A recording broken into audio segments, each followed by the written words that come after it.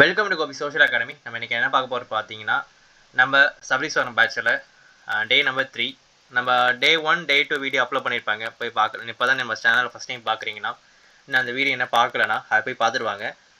இது டே number 3. Sir இதில் என்ன சார் பார்க்க போகிறோன்னு கேட்டிங்கன்னா, நம்ம தமிழ் சமுதாய வரலாறில் இந்த டாபிக் வந்து முக்கியமானது. இது வந்து எங்கே சார் இருக்குது கேட்டிங்கன்னா, 6th புக்கில் டேர்ம் 1 ஹிஸ்ட்ரியில் 4th லெசன் கவர் ஆகும். இந்த லெசன் ரொம்ப ஈஸியான லெசன். ஃபுல்லாக பார்த்துருவோம். ஓகேவாங்க. அதாவது கதை ஃபஸ்ட்டு வீடியோ ஃபுல்லாக பாருங்கள். வீடியோ வந்து ஸ்கிப் பண்ணி பார்த்தீங்கன்னா புரியாது. ரொம்ப ஈஸி. ஃபுல்லாக பார்த்துடலாம் வாங்க. சரி சார், டவுட்டாக இருந்தால் கீழே கமெண்ட் பண்ணுங்கள். ஃபஸ்ட்டு 2 வீடியோ பார்த்துருங்க. பாலிட்டி சம்மந்தமானது. இது தமிழ் சமுதாய வரலாறில் கவர் ஆகும். சரி, ஃபஸ்ட்டு பார்த்தீங்கன்னா இது கான்வர்சேஷன். இதில் ஒன்றுமே இல்லை. டேட்டா இங்கேருந்து வந்துடுங்க. ஓகேவா.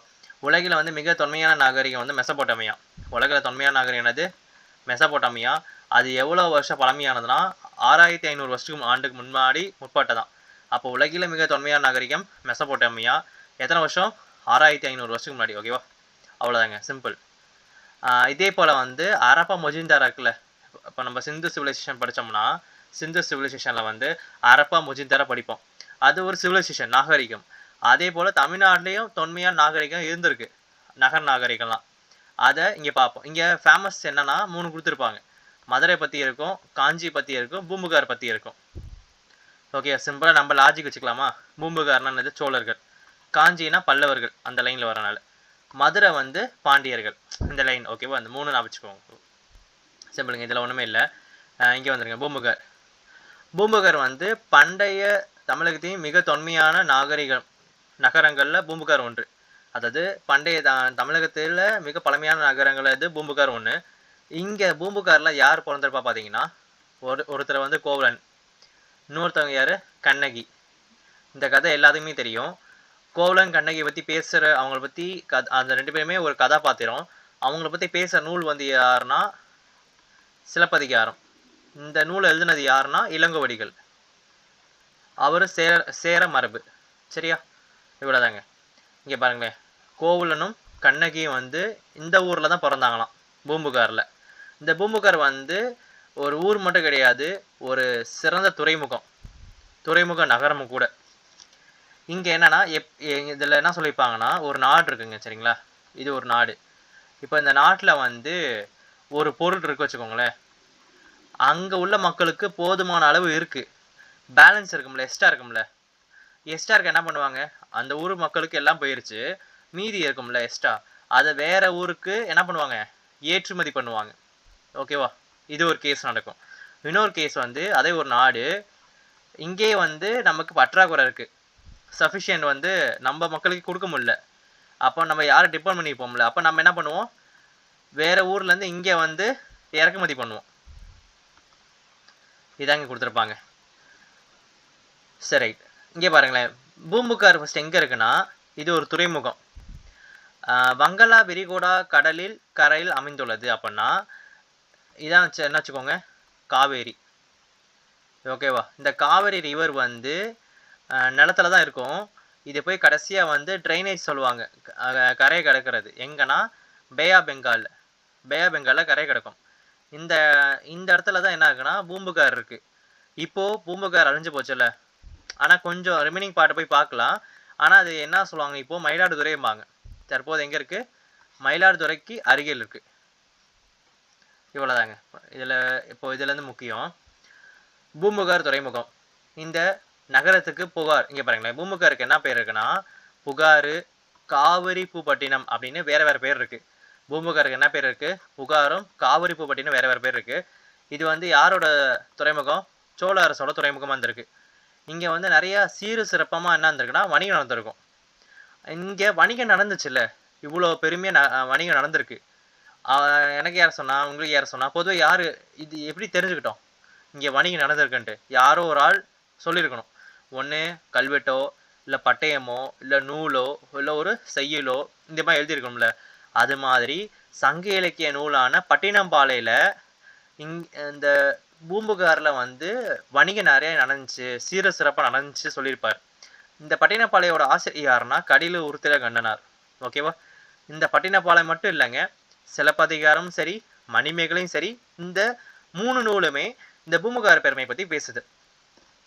இங்கே பாருங்க, அது குறிப்பாக சிலப்பதிகாரம் வந்து பூம்புகாரோட சிறப்பை பற்றி சொல்லுதான் பாருங்க. பாருங்க, இப்போ ஒரு விஷயம் சொல்கிறேன், இது தெரியும் இல்லைன்னா தெரிஞ்சுக்கோங்க. சிலப்பதிகாரத்தில் 2 கேரக்டர் நமக்கு எல்லாருக்குமே தெரியும். என்னது? இன்னொருத்தங்க பேர் என்னது? கண்ணகி. இன்னொருத்தங்க பேர் என்னது? கோவலன். ஓகே, இவ்வளோ தானே. இப்போ கண்ணகிக்கு வந்து அப்பா இருப்பாங்களே, அவங்க அப்பா வந்து எல்லாமே ஒரு ட்ரேடர் தான். ஏன்னா துறைமுகனா ட்ரேடு தானே. அவங்க அப்பா பேர் என்னன்னா பேருக்கு இதுவரையும் கொடுக்கல. ஆனால் அவர் என்ன சொல்லுவாங்கன்னா மாநாயகனா. அவங்க அப்பா பேர் என்னது? மாநாயகன். இந்த மாநாயகன்னா யாருன்னா பெருங்கடல் வணிகராம். பெருங்கடல் வணிகர். ஃபர்ஸ்ட் என்னது? கண்ணகி. அப்பா வந்து என்னது? மாநாயக்கன். அப்பன்னா என்னது? பெருங்கடல் வணிகர். இதே கோவலன் அப்பா இருப்பார்ல, அவர் என்ன சொல்லுவாங்கன்னா மாசாத்துவன்னுவாங்க. என்னது? மாசாத்துவன். இந்த மாசாத்துவன்னா பெருவணிகன் அர்த்தமா.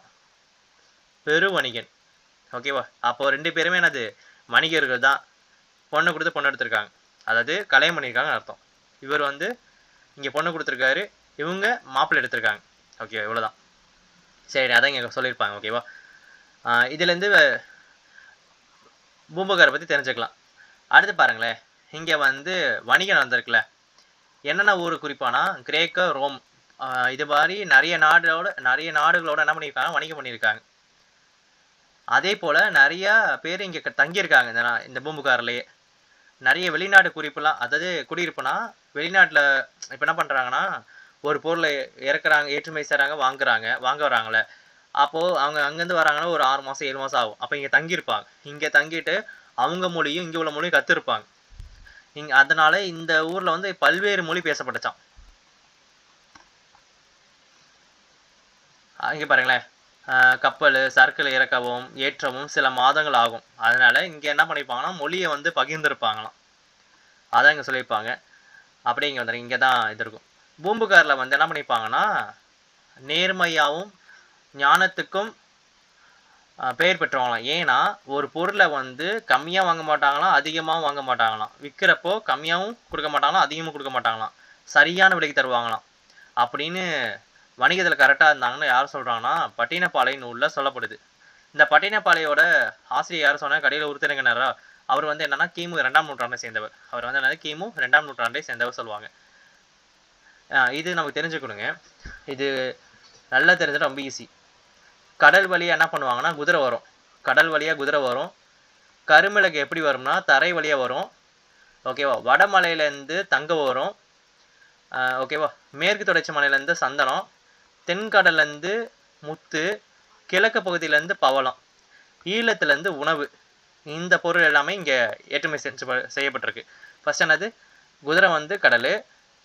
அதுக்கு மட்டும் இல்லாமல் கருமிளகு வந்து தரைவழி, வடமலையிலேருந்து தங்கம், மேற்கு தொடர்ச்சி மலையிலேருந்து சந்தனம், தென்கடலேருந்து முத்து, கிழக்கு பகுதியிலேருந்து பவளம், ஈழத்துலேருந்து உணவு.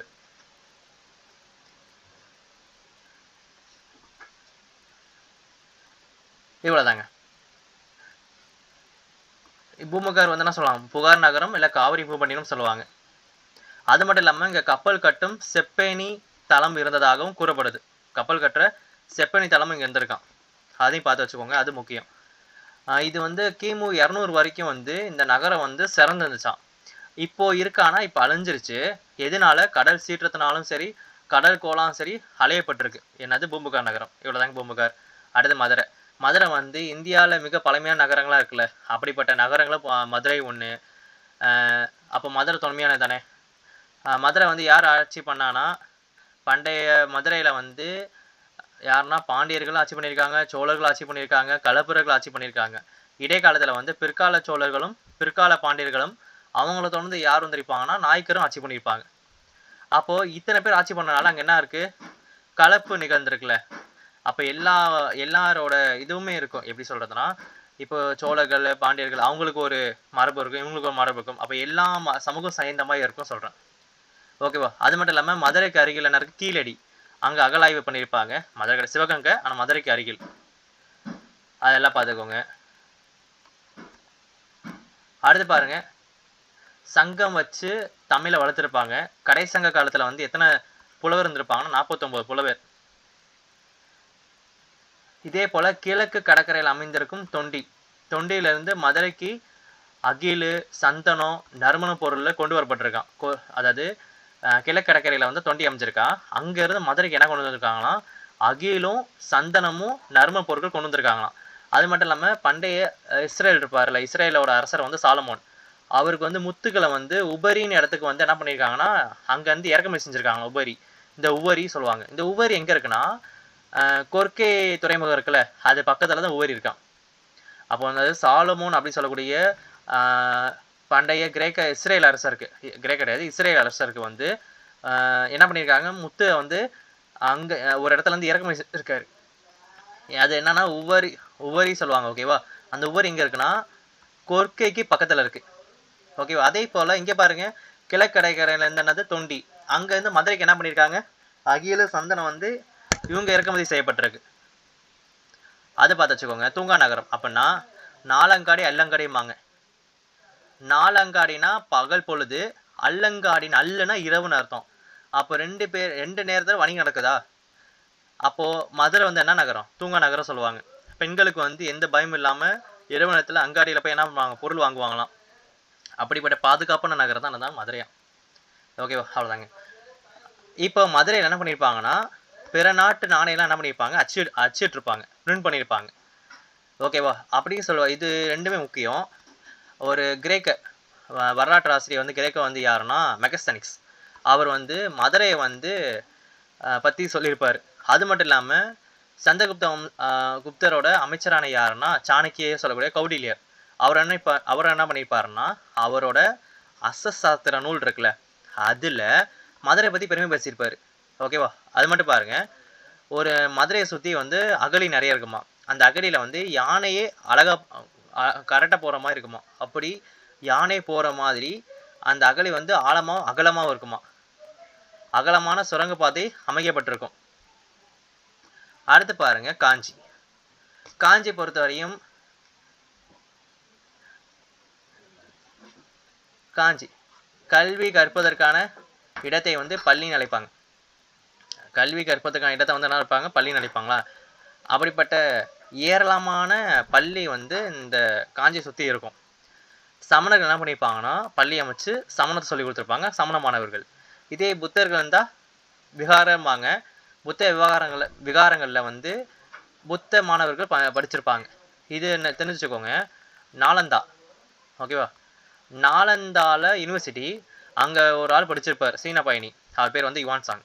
அவர் அங்கே படித்து எங்கே வந்திருப்பாருன்னா மேல் படிப்புக்காக, ஹையர் எஜுகேஷனுக்காக நம்ம காஞ்சிக்கு வந்திருப்பார். ஹையர் எஜுகேஷன் எங்கே வந்தார், காஞ்சிக்கு வந்தார். ஓகேவா? இது பார்த்து வச்சுக்கோங்க. புகார்னா துறைமுக நகரம், மதுரைனா வணிக நகரம், கல்வி நகரம்னா காஞ்சி. ஃபர்ஸ்ட் புகார்னா துறைமுக நகரம், மதுரைனா வணிக நகரம், காஞ்சினா கல்வி நகரம். நகரங்களே சிறந்த நகரம் தான் காஞ்சியா.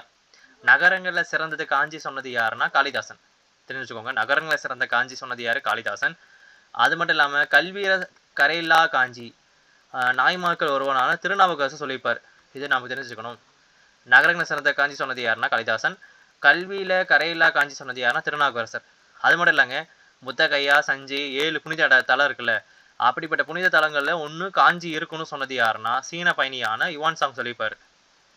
தொண்டை நாட்டில் மிக பழமையான நகரங்களை காஞ்சி ஒன்று. ஏன்னா இங்கே தர்மபாலர், ஜோதிபாலர், சுமதி, போதி தர்மர் இவங்க காஞ்சியில் தான் பிறந்திருப்பாங்க. இங்கே வந்து நிறைய பள்ளி இருக்கா, கல்வி நகரம் சொல்லியாச்சு. அது மட்டும் இல்லாமல் கோயிலுக்கு பஞ்சமே இல்லை, கோயில் நிறையா இருக்கான். அதனால கோவில் நகரமாக காஞ்சி. இங்கே வந்து கைலாசநாதர் கோயில் இருக்குது. இந்த கோயிலை கட்டினது யாருன்னா ராஜசிம்மன். பாருங்களேன், இந்த கோயிலை கட்டினது யார், பல்லவ மன்னனான ராஜசிம்மன், பிற்கால பல்லவர். ஓகேவா? கற்கோயிலை கட்டியிருப்பார். அது மட்டும் இல்லாமல் இவங்க நிறைய குடவரை கோயில் கட்டியிருப்பாங்க. யாருன்னா பல்லவர்கள். மணிமேகலை, சிலப்பதிகார மணிமேகலை இரட்டை காப்பியம். இந்த மணிமேகலை காப்பியத்தில் மணிமேகலைங்கிறது ஒரு கேரக்டர். அவங்க வந்து லாஸ்ட் லைஃப்பை, இறுதி காலத்தை வந்து காஞ்சியில் தான் வாழ்ந்திருப்பாங்க. அது இன்னொரு சிறப்பு. இங்கே நிறையா வேளாண்மைக்கு நிறைய நீர் மேலாண்மை சரியாக செஞ்சுருப்பாங்க. அதில் முதலிடம் இருக்கிறது இந்த ஊர் தான். அது மட்டும் இல்லாமல் காஞ்சியை சுற்றி வந்து 100க்கான ஏரி இருக்கான், வெட்டப்பட்டிருப்பாங்களாம். அப்போ ஏரி நிறையா இருக்கனால இது ஏரிகளின் மாவட்டம்பாங்க. இது காஞ்சியை ஏரின்னா சொல்லுவாங்க, ஏரிகளின் மாவட்டம். இது 3 மட்டும் கிடையாதுங்க, புகார், மதுரை, வஞ்சி மட்டும் கிடையாது. இது இல்லாமல் கொர்க்கை, வஞ்சி, தொண்டி, அப்புறம் உறையூர், தகடூர், முசிறி, கருவூர், மாமல்லபுரம், தஞ்சை, காயல் இது மாதிரி நிறைய ஊர் இருக்குது. ஃபஸ்ட்டு மேலே கீழே ஒன்று இருக்குது பார்த்து வந்துடுவோம். சோழ நாடுனா சோறு உடைத்து, பாண்டிய நாடு முத்து உடைத்து, சேரநாடு வேலு உடைத்து, தொண்டை நாடு சான்று உடைத்து. இது பார்த்து வச்சுக்கணும். இதை பார்த்து வச்சுக்கோங்க. இந்த சேரநாடு சேரநாடுனா இப்போ கேரளா படிப்போமா, தமிழ்நாடோட மேற்கு பகுதி ஃபுல்லாக வரும். கோவை, நீலகிரி, கரூர் இது மூணுமே என்னது கொங்கு மண்டலம், கொங்கு பெல்ட் வந்துடும். ஓகேவா? கோவை, நீலகிரி, கரூர் இது எல்லாமே எஸ்டானா வருது, கன்னியாகுமரி, அப்புறம் இன்றைய கேரளா வந்துடும். சரி, பிரச்சனை இல்லை. இது பாருங்களேன், அப்படியே பாருங்கள். திருச்சியிலேருந்து எங்கே போவோம்? தஞ்சாவூர். தஞ்சாவூர் வந்து திருவாரூர். திருவாரூர் வந்து நாகப்பட்டினம், நாகை, புதுக்கோட்டை பக்கத்தில் இருக்குது. இது சோழ அது திருச்சி, திருவாரூர். ஃபஸ்ட்டு திருச்சி, தஞ்சாவூர், திருவாரூர், நாகப்பட்டினம், புதுக்கோட்டை. பாண்டிய நாடு பாருங்கள், என்னது மதுரை, ராமநாதபுரம், சிவகங்கை, தூத்துக்குடி, திருநெல்வேலி, அப்படியே தென் மாவட்டம் ஃபுல்லாக என்னது மதுரை. லைனை போவோமா, மதுரைக்கு அப்புறம் என்ன வரும்? ராமநாதபுரம். அங்கே ராமநாதபுரத்து மேலே போனால் சிவகங்கை, மேலே போனால் ராமநாதபுரத்துலேருந்து கீழே போனால் தூத்துக்குடியிலேருந்து பக்கத்து போனால் திருநெல்வேலி. தொண்டை நாடு காஞ்சிபுரம், திருவள்ளூர், தருமபுரி, திருவண்ணாமலை, வேலூர், விழுப்புரம். ஃபஸ்ட் என்னது திருவள்ளூர் மேலே இருக்குமா, திருவள்ளூர் மேலே இருக்கும். அது கீழே சென்னை, இங்கே இல்லை. இப்போ காஞ்சிபுரம் வச்சுக்கோங்க. பக்கத்தில் என்ன இருக்குது? திருவண்ணாமலை. அதுக்கு பக்கத்தில் என்ன இருக்குது? தருமபுரி. திருவண்ணாமலைக்கு மேலே இருக்கிறது வேலூர். திருவண்ணாமலைக்கு கீழே, அதாவது கீழே ரைட் சைடில் இருக்கிறது விழுப்புரம். இவ்வளோதாங்க. என்னது காஞ்சிபுரம், திருவள்ளூர், தருமபுரி, திருவண்ணாமலை, வேலூர், விழுப்புரம். அப்புறம் வடக்கு பகுதி ஃபுல்லாக என்னது தொண்டை நாடு தான். சரி, இவ்வளோதாங்க. அப்படியே ஒரு வயசு விட்டுருமா? ஃபர்ஸ்ட் என்னது உலகின் மிக தொன்மையான நாகரிகங்களை வந்து மெசொப்பொட்டேமியா எவ்வளோ வருஷம் வந்து 6500 வருஷம். அரப்ப மொஹஞ்சதாரோ நாகரிகம் மாதிரி தமிழகத்துலேயும் தொன்மையான நாகரிகம் இருக்குது. என்னதுன்னா மதுரை, காஞ்சி, அப்புறம் பூம்புகார். பூம்புகார் பொறுத்தவரை என்னதுன்னா பண்டைய தமிழகத்தில் மிக பழமையான நகரம். இந்த ஊரில் தான் சிலப்பதிகாரத்தை கேரக்டர் கோவலங்கண்ணி இங்கே தான் பிறந்தாங்க. இந்த பூம்புகார் வந்து எங்கே இருக்குன்னா துறைமுக பகுதி. ஏன்னா காவிரி ஆற்றோட கரை கடக்கிற இடத்துல இருக்குது பூம்புகார். இப்போ எங்கே இருக்குன்னா மயிலாடுதுறை சொல்லுவாங்க. பூம்புகாருக்கு இன்னொரு பேர் இருக்குது புகார் காவிரி பூபட்டினம். இங்கே சீரசிறப்பு வணிகம் நடந்திருக்கு அப்படி சொல்கிறது யாருன்னா பட்டினப்பாலை. அது மட்டும் இல்லாமல் சிறப்பு பற்றி பேசுகிறது வந்து சிலப்பதிகாரம் பேசும், மணிமேகலை பேசும். அது மட்டும் இல்லாமல் வணிகர்கள் வந்து கிரேக்க ரோமில் பல நாட்டு வணிகர் இருந்திருப்பாங்க, மொழி மாற்றிருப்பாங்க. அதே போல் வந்து வேற என்ன முக்கியமானது, குதிரை வந்து என்ன கடல்வழி, கருமிளகு கடல் தரைவழி, வடமலையிலேருந்து தங்கம், மேற்குலேருந்து சந்தனம், தென்கடல்லேருந்து முத்து, கிழக்குலேருந்து பவளம், ஈழத்துலேருந்து உணவு. இதுதான் எக்ஸ்ட்ரா இருக்கிறது. அடுத்து மதுரையில் என்ன இருக்குன்னா இது மொக்கையாக தான் இருக்குது. இது முக்கியம். 49 புலவர். கடைசங்காலத்தில் வந்து தமிழ் பணி செய்த எத்தனை புலவர்னா 49 பேர். இங்கே பாருங்கள், கிழக்கு கடற்கரையிலன்னா தொண்டி, அங்கேருந்து மதுரைக்கு வந்து அகில சந்தனம் வருது. இஸ்ரேல் வந்து அரசர் வந்து சாலமோனு அங்கே வந்து உபரி இடத்துல வந்து இறக்குமதி செய்கிறாரு. உபரி எங்கே இருக்குன்னா கொர்க்கை பக்கத்தில் இருக்குது. நாலாங்கடி, அல்லங்கடி. நாலாங்கடின்னு டே மார்க்கெட்டு, அல்லங்கடி நைட்டு மார்க்கெட்டு. இங்கே புகார்னா துறைமுக நகரம், மதுரை வணிக நகரம், காஞ்சி கல்வி நகரம். சீனா யுவான் சாங் எங்கே வந்திருப்பார்? மேல் படிப்புக்காக எங்கே வந்திருப்பாருன்னா காஞ்சி வந்திருப்பார். திருநாவுக்கரசர் என்ன சொல்லியிருப்பார்? கல்வி கரையில் காஞ்சி. அதே போல் வந்து நகரங்களில் சிறந்த காஞ்சி சொன்னது காளிதாசன். ஓகே, கோயில் நகரம், ஏரிகளை மாவட்டம்.